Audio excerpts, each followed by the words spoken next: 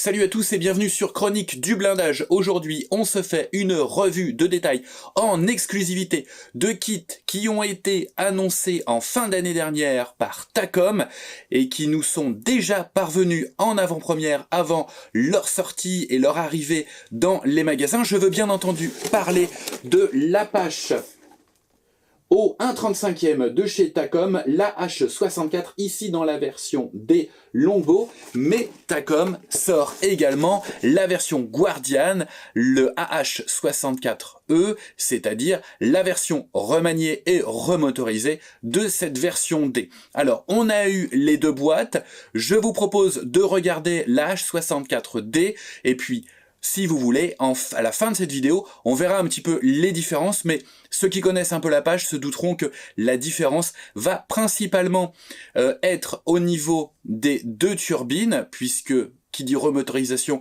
dit turbines différentes et carénage légèrement différents, notamment au niveau des échappements. Et puis, on aura également les pales d'hélice qui seront différentes. Mais globalement, ces deux kits comportent 90% de pièces identiques entre la version D et la version E. Alors, on ne peut que se réjouir que Takom, qu'une belle marque de maquettes, en tout cas une marque chinoise qui fait de très très belles maquettes bien détaillées, s'intéresse au sujet des hélicoptères. Alors je pense que 2023 sera l'année des hélicoptères puisque juste après l'annonce par Takom de l'édition de ces AH64D et E au 1/35e, eh bien c'est l'autre marque chinoise Meng qui a annoncé également prévoir la sortie d'un Apache AH64D, me semble-t-il, au 1/35e également. Alors en général, là on peut pas parler de saine compétition, c'est même un petit peu frustrant pour nous maquettistes de voir deux grandes marques s'attaquer exactement au même sujet, alors qu'à côté, si on reste simplement sur les voilures tournantes au 1/35e, il y a pas mal de sujets qui ne demandent qu'à être traités. Alors au niveau des hélicoptères en 2023, il ne vous a pas échappé également que ICM a prévu l'énorme CH54 au 1/35e et que le catalogue trompetteur pour 2023-2024 a été dévoilé et il comporte à l'intérieur l'annonce de la sortie de l'UH1B au 1/35e. Il est même fort possible que certaines rééditions d'anciens kits Kitioc apparaissent chez Trompeter ou chez Hobbyboss puisque la marque chinoise a semble-t-il racheté les moules et c'est pourquoi Trompeter d'ailleurs annonce un UH1B puisque à l'époque où Kitioc existait encore, eh bien ce kit était prêt à sortir. Je l'avais appris de la bouche même du Big Boss de chez Kitioc, le kit était prêt. Donc on peut s'attendre à voir un UH1B au 1/35e débarquer rapidement. Mais revenons à nos moutons avec cette version de l'Apache. Donc le Longbow, la H64D, a donc participé aux opérations en Irak à partir de 2003, mais également en Afghanistan en amont de cela. Donc jusqu'à l'entrée en service de l'AH64E Guardian qui intégrait donc une nouvelle motorisation.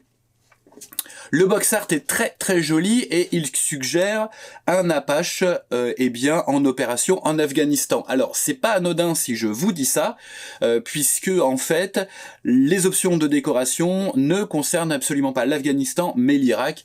On le verra quand on arrivera à la fin de la notice de montage sur ces options, sur les 3 options de décoration proposées avec cette version. Justement en parlant de notice de montage, eh bien on attaque tout de suite.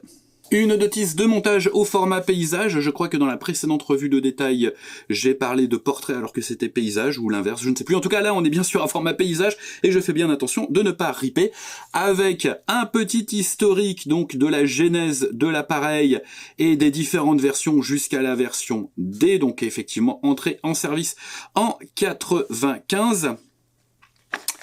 On a ici l'ensemble des grappes sur lesquelles vous allez retrouver les pièces pour assembler cet Apache Longbow avec les éléments. Alors on a des éléments en photodécoupe ici, on va avoir des cylindres métalliques, on a les pales ici. Alors je vous dis ici parce que forcément sur le Guardian on a deux autres pièces, une grappe qui est différente puisque les pales seront différentes, et puis les planches de décalque. On reviendra sur les options de décoration. On commence le montage par le cockpit, hein, c'est un petit peu comme un avion, sans les ailes. Donc on a le cockpit, donc vous voyez avec toutes les consoles, on regardera un petit peu le niveau de détail sur ces consoles. On voit déjà que les sièges sont en plusieurs, les fauteuils sont en plusieurs parties, donc c'est un gage normalement de bonne restitution des détails. On aura des décalcomanies pour les consoles principales, pour les tableaux de bord et également les consoles latérales. Et puis ensuite, ici, sur les deux demi-fuselages, on a le repérage des différents points à percer avec le diamètre de forêt à utiliser. On continue avec l'assemblage du rotor, que l'on vient ensuite insérer au moment du collage des deux demi-fuselages. Donc vous avez vu que rapidement, on arrive au collage des deux demi-fuselages, insertion du rotor, du cockpit et positionnement des verrières. Donc verrières qui pourront être représentées ouvertes bien entendu. On continue avec les petits détails au niveau du fuselage. L'assemblage du canon ici, qui se trouve sous le nez. On regardera le détail du canon et également, moi ce que j'aime bien c'est regarder le détail de la bande d'alimentation, du rail d'alimentation en munitions. On continue avec le système de tir à l'avant.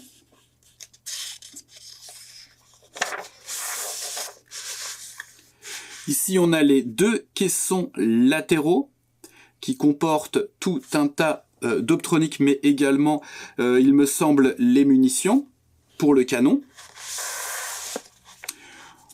On assemble, on vient coller ces deux éléments sur le fuselage. On continue avec les différents détails sur la queue.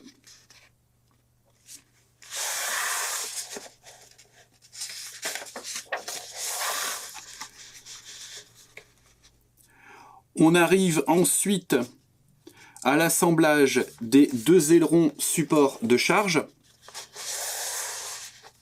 Et on commence là, ici, eh bien, l'assemblage, le montage des deux turbines.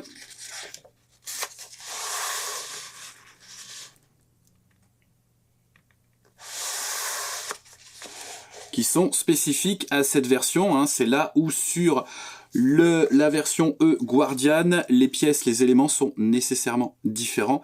Je pense notamment aux échappements, au système d'échappement ici.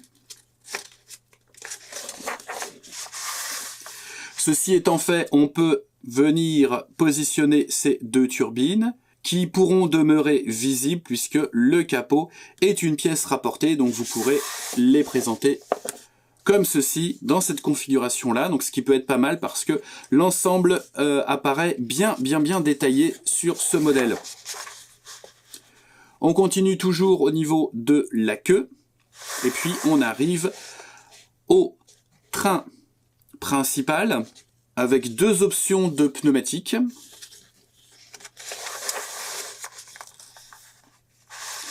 La roulette de queue que vous allez avoir ici.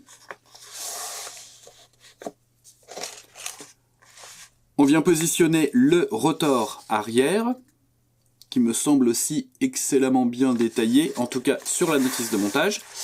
Et puis le rotor principal, avec les pales, qui vient se positionner, si vous voulez bien entendu une configuration avec les pales déployées. On continue avec l'armement. L'assemblage des pods, les lanceurs de missiles Hellfire. Et on a également deux pods lance-roquettes qui viennent se positionner naturellement sous les ailerons support de charge. On a le radar également ici, hein, le radome. Et là, si vous souhaitez représenter les pales repliées, on a ici tout le système qui va maintenir les pales en position repliée si vous souhaitez reproduire cette configuration. Ici, on a le positionnement des nombreux stencils, des marquages au niveau des points de servitude. Donc je pense qu'à ce niveau-là, ça aurait pu être un petit peu plus clair. Il faudra bien à chaque fois que vous positionnez un décalque bien cocher le numéro. Sinon vous allez vite vous perdre. On continue ici toujours avec les stencils. Et là vous avez... Donc juste ici, parce que là en fait voilà, alors ça c'est de la pub, donc c'est pour le Guardian, vous voyez, et il y a également une édition limitée sur le Guardian à l'export, c'est-à-dire en service dans l'armée coréenne, indonésienne, la garde nationale saoudienne et l'Air Force du Qatar. C'est ici en fait que vous allez avoir vos 3 décorations donc spécifiques qui correspondent du coup à l'Irak, contrairement à ce que le box art pouvait suggérer. On n'est pas du tout en Afghanistan. Et là, moi je trouve par contre que c'est peut-être un petit peu petit. Alors je sais bien qu'il n'y a pas énormément de décalques, hein. Une fois qu'on a posé les stencils, on est déjà bien usé en fait, hein.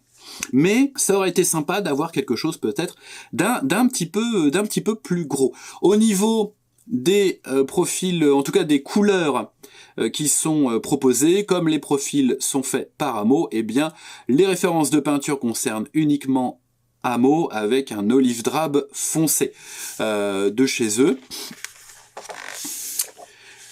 Eh bien on va regarder les pièces de cette Apache AH64D Longbow. On commence par regarder les deux demi-fuselages et vous l'avez vu, on est quand même sur un bon gabarit. J'ai pas mesuré, mais là, à vue de nez, on est quand même sur quelque chose qui doit bien atteindre les 35 cm, voire 38, une fois totalement assemblé. On va regarder le détail au niveau de ces éléments. Et on a quelque chose d'absolument magnifique. La taille de ces petits rivets, c'est très beau. Regardez au niveau de la queue là, c'est très joliment restitué. Le moulage est impeccable. Alors on n'en attendait pas moins de Takom forcément, mais là c'est absolument magnifique. C'est hyper qualitatif. On a ici les 2 carénages latéraux qui comportent les baies d'avionique qui demeurent visibles. Donc qui pourront être ouvertes, représentées ouvertes, avec le même niveau. Regardez, c'est vraiment super beau. Alors vous n'avez pas le toucher du plastique, mais le plastique a l'air très agréable, à ce plastique Takom. Mais moi j'aime bien ce plastique un petit peu, à la fois un petit peu épais et en même temps tendre. Il est pas cassant comme certains plastiques de marques comme ICM. Là on a une vraie souplesse, une vraie densité en fait. Donc je vous montre l'autre côté, voilà. Donc il y a moyen de faire quelque chose de très joli avec les différentes baies ouvertes et tous ces systèmes avioniques visibles. Alors je pense qu'il y aura toujours moyen de venir redétailler un petit peu avec du câblage de ci de là. On va regarder à présent les éléments qui constituent le cockpit, en commençant par la baignoire, qui, vous le voyez, est une grosse pièce, avec les petites consoles de part et d'autre, et on a les cloisons qui sont très joliment reproduites. on se regarde les tableaux de bord, donc sur lesquels viendront se positionner les décalques. Et puis les manches, on a le manche ici.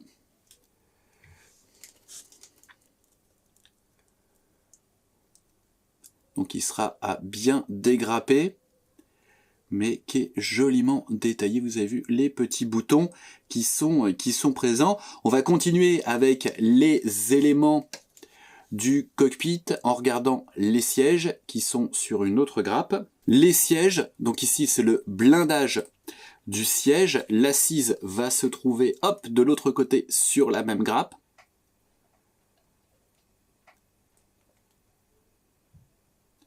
Sur cette grappe, vous trouverez également les roues. Alors, je vous l'avais dit sur l'introduction, enfin sur les instructions, la notice de montage, voilà, j'y arrive, qui avait en fait deux possibilités. Eh bien, en fait, c'est parce que, je vais essayer de vous le mettre correctement, vous avez une option avec le méplat, l'effet d'aplatissement du pneu ici, et sans, donc si vous le représentez en vol. Voilà, petit souci de mise au point. Ça va aller, voilà. Donc, sans méplat, avec le méplat. Donc là, le méplat, il est au-dessus, en fait, il est en haut. Hein. On a également sur cette grappe les nombreux missiles Hellfire, que je vais vous trouver. Voilà, ils sont là. Et les pods lance-roquettes, dont on a ici la sortie. Et les têtes de roquettes ici. Il y a pas mal de jolies petites pièces qui sont très bien reproduites, d'un très bon niveau de détail et de moulage. Ici, ce sont les éléments pour le rack qui supportent les missiles Hellfire. Sur cette autre grappe, on a notamment les jambes de train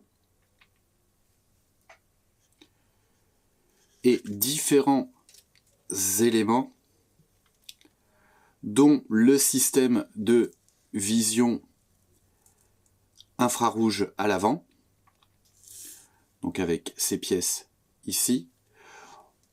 On a le pneu de la roulette de queue, donc encore une fois proposé en deux options, une sans méplat et l'autre avec méplat. Je ne sais pas si vous voyez bien la différence entre les deux. Voilà, là on voit à gauche méplat, à droite pas de méplat, donc pas d'affaissement du pneumatique si vous voulez représenter votre Apache en vol. Et toujours cette qualité de détail, cette finesse. Sur une autre grappe, on va retrouver les éléments du bloc transmission et du rotor.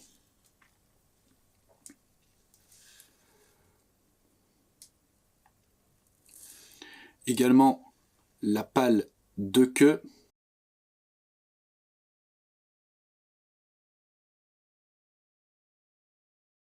On a aussi sur cette grappe le tube du canon de 30 mm, donc moulé d'une pièce, et de telle sorte à ce que vous ayez également la bouche du canon qui est percée.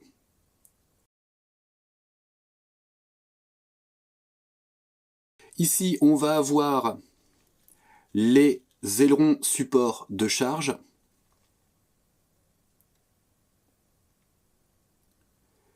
Également les éléments de la dérive et stabilisateur. Donc toujours avec magnifique restitution des petits rivets en relief. Et là, vous allez avoir les carters des blocs turbines. En parlant des turbines, voici justement l'une des deux grappes qui comprend certains éléments de la dite turbine. Avec notamment ici, très belle restitution sur les pièces et même les petites durites qu'il faudra dégrapper avec beaucoup de minutie. et de délicatesse, mais elles sont très très belles et très très fines. Toujours au niveau des turbines, on a ici l'une des trappes mobiles. Et puis les différentes pipes d'échappement.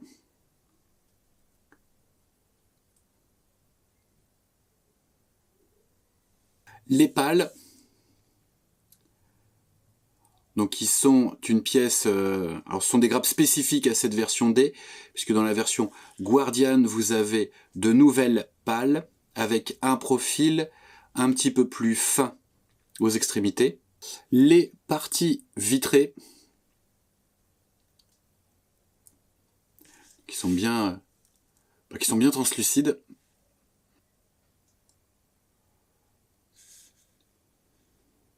Cette grappe qui comprend également toutes les différentes petites optiques des systèmes de visée et autres.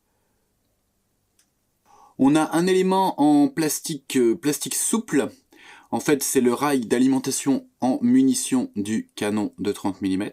Donc, ce qui vous permettra un bon positionnement avec un flex un petit peu plus réaliste que si on avait eu une pièce en plastique rigide qui aurait en plus imposé l'orientation du canon dans un certain alignement.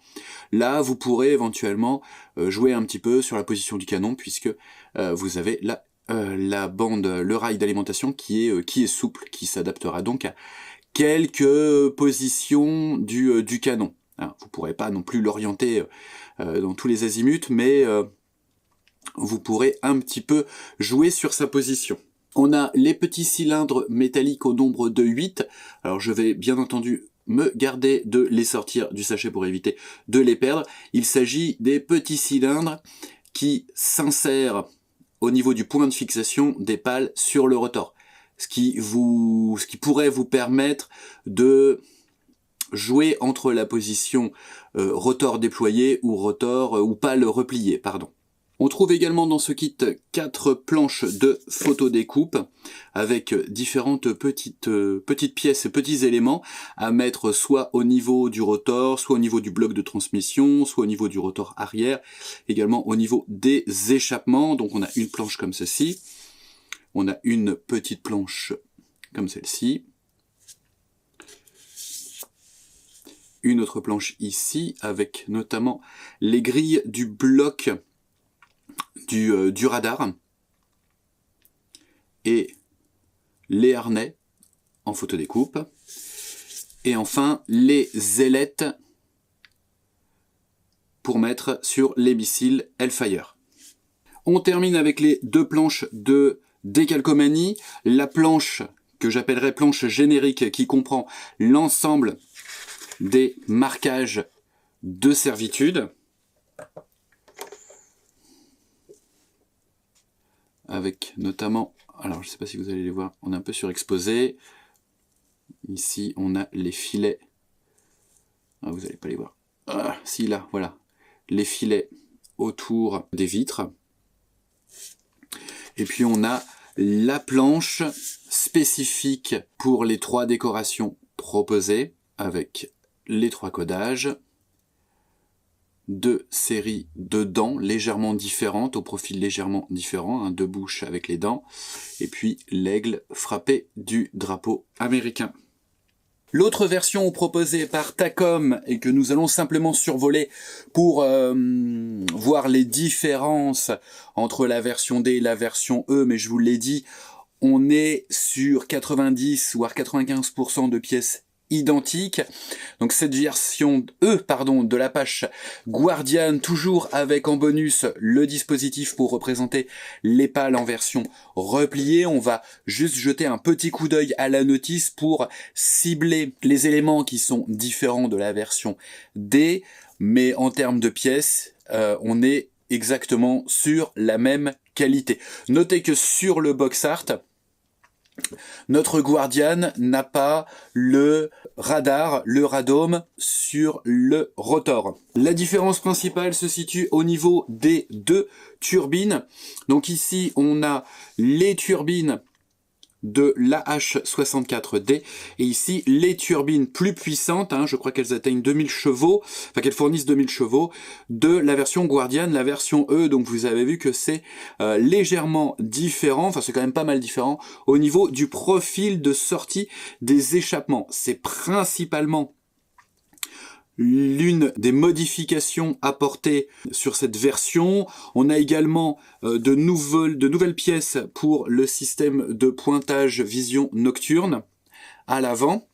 Hop, vous le voyez pas. Voilà, ici, c'est légèrement différent. Donc Takom a plutôt bien travaillé sur les petites différences. On a également, donc là on est sur la notice du Guardian, on a également de nouvelles pales.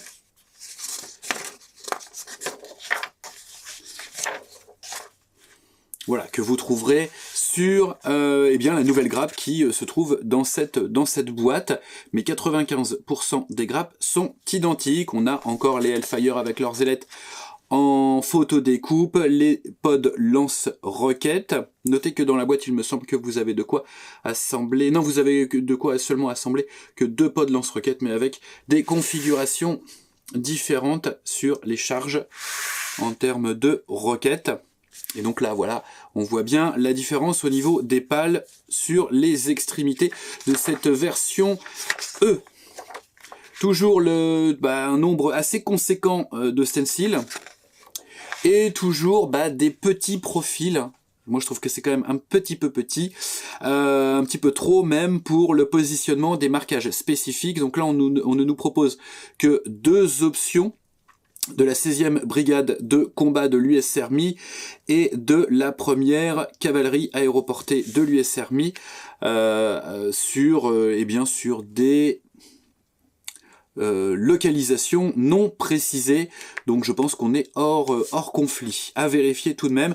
Et puis cette pub en fait qui prend de la place pour la H64D qu'on a vu juste avant. Et puis l'édition limitée des Guardian of the World, donc à l'export avec 4 décorations pour des pays étrangers utilisateurs. Vous l'avez vu, ces Apache AH64D Longbow et AH64E Guardian semblent être de très très beaux modèles. Bien entendu, on ne peut pas présager de la qualité d'assemblage, mais dans le cas présent, on a quand même un kit Takom, et jusque-là, les modèles Takom ont toujours tenu leurs promesses en termes de restitution des détails, mais également en termes d'accessibilité du montage. Donc 2 très très beaux kits.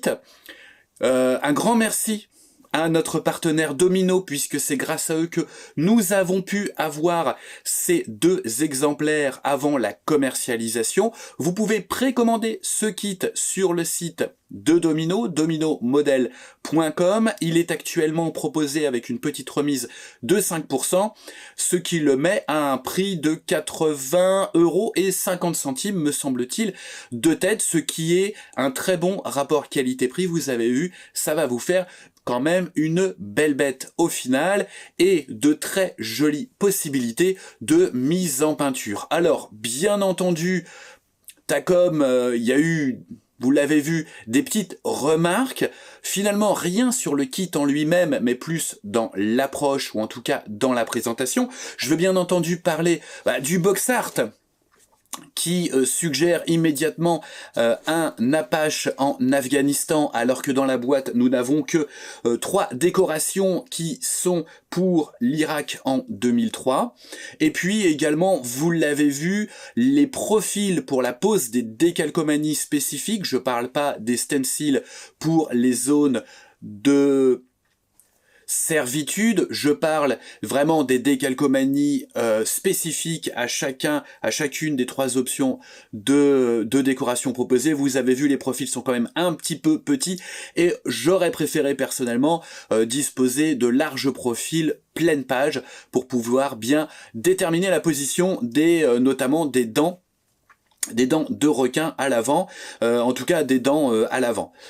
Mais quoi qu'il en soit, ça reste un très beau kit, avec en plus cette possibilité de pouvoir représenter les pales repliées, donc ça c'est toujours pas mal, et vous l'avez vu même en termes d'armement, vous l'avez vu sur le cockpit, il est très bien détaillé, autant pour le pilote que pour le mitrailleur, ainsi que les surfaces sont vraiment très soignées, sont vraiment très belles, avec de belles lignes en creux, de jolis rivets en relief.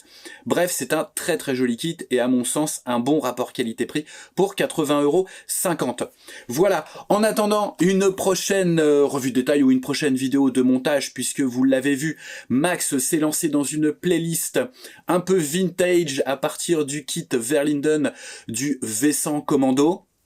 Donc ne ratez pas le prochain épisode de cette playlist, et puis il y aura d'autres revues de détails sur d'autres nouveautés. Voilà, en attendant tous ces futurs programmes sur Chronique du Blindage, je vous remercie de vous abonner. Si ce n'est pas encore fait, eh bien n'hésitez pas à le faire maintenant en cliquant sur le petit bouton « Je m'abonne ».